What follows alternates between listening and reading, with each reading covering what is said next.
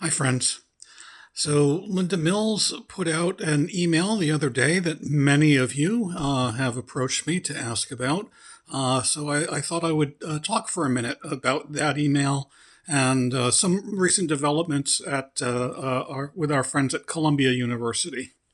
Now, I've talked about many of these issues already, and I'll link somewhere to other videos where I discuss these things.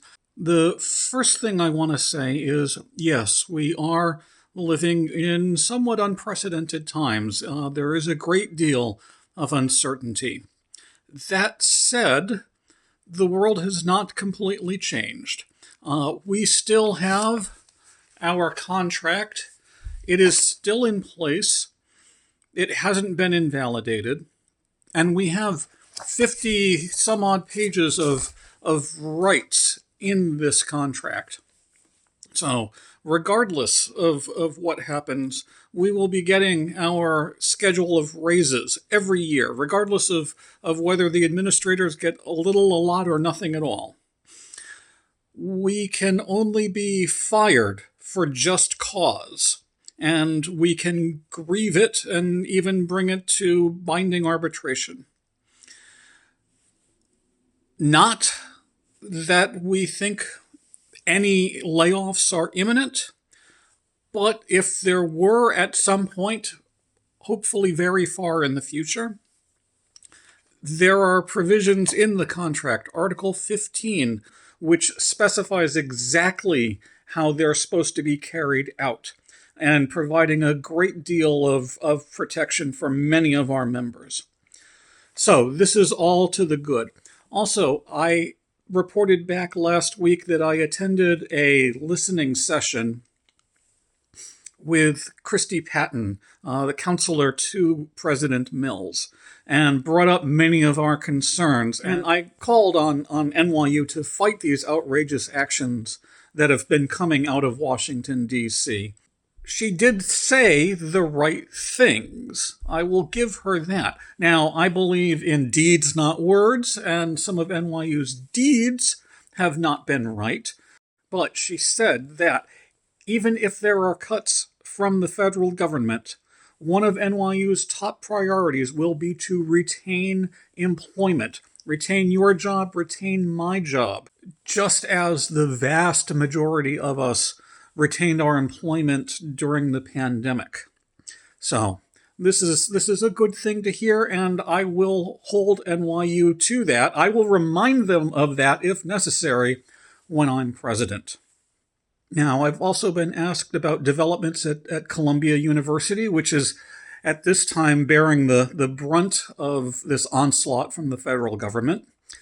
As you may know, one Mahmoud Khalil, a former graduate student at Columbia who was involved in the protests last year, a green card holder, a permanent resident, vetted and allowed to be in this country, the husband of an American citizen, the father, soon to be, of a future American citizen, was essentially disappeared off the streets at his apartment, hustled off to Louisiana, of all places, to await deportation, presumably to Syria or Palestine, where he originated.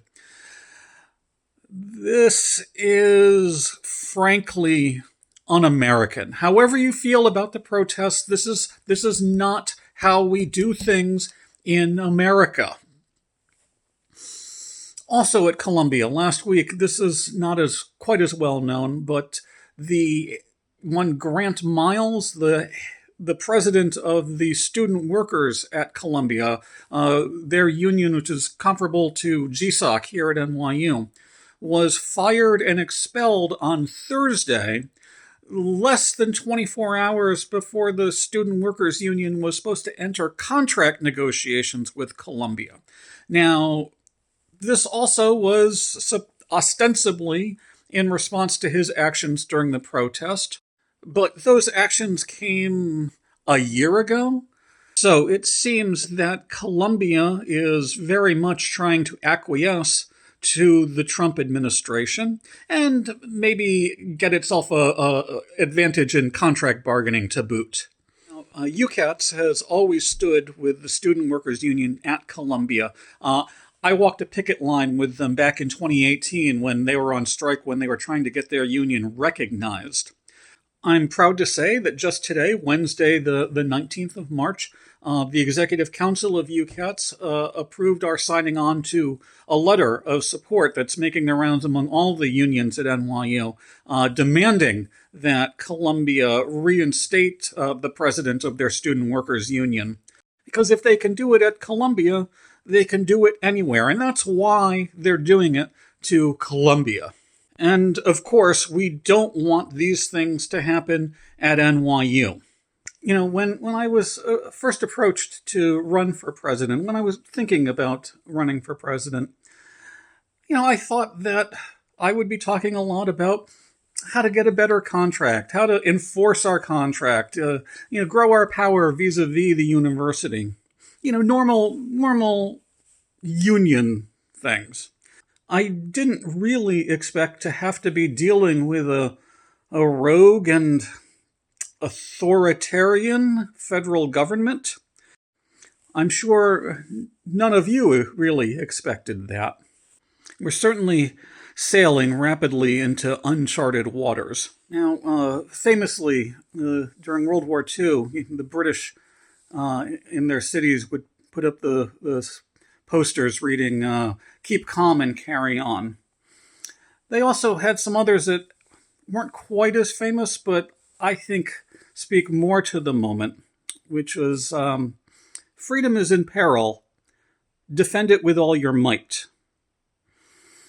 I pledge that if I'm elected president, I will do everything in my power to defend our freedom, both here at NYU and to whatever extent I can against this creeping authoritarianism. And regardless of the results of this UCATS election, I hope you will do the same, because this might not be the time that we would have chosen, but here it is. What do we do with it? I believe if we fight with courage and honor, as I'm sure every one of you will, as UCATS has always fought, when this national fever finally breaks, we will be proud of the fight that we put up. Our children, our grandchildren, both biological and metaphorical, will honor us for preserving freedom for them. So let's do this.